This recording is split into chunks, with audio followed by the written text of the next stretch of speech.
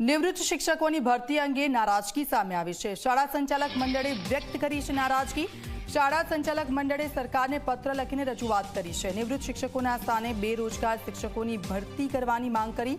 2011 બાદ નથી થઈ કાયમી શિક્ષકોની ભરતી। જિલ્લા પ્રમાણે બેરોજગાર શિક્ષકોની ભરતી કરવાની માંગ થઈ રહી છે। જિલ્લાનો શિક્ષક જિલ્લામાં આપવા રજૂઆત કરવામાં આવી છે।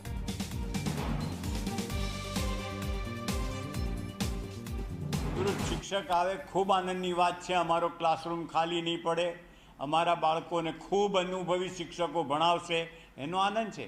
पण अमारी रजूआत ए हती कि भाई आप जो अमने कायमी शिक्षक ना आपी शकता हो ए ज रीते ज्ञान सहायक जो अमारा त्यां हाजर न थता होय त्यारे जिल्ला कक्षाए आप जे बीजा उमेदवारों छे ए उमेदवारोनी यादी बनावड़ाओ અને એ ઉમેદવારોમાંથી જિલ્લામાંથી જ અમને આપો।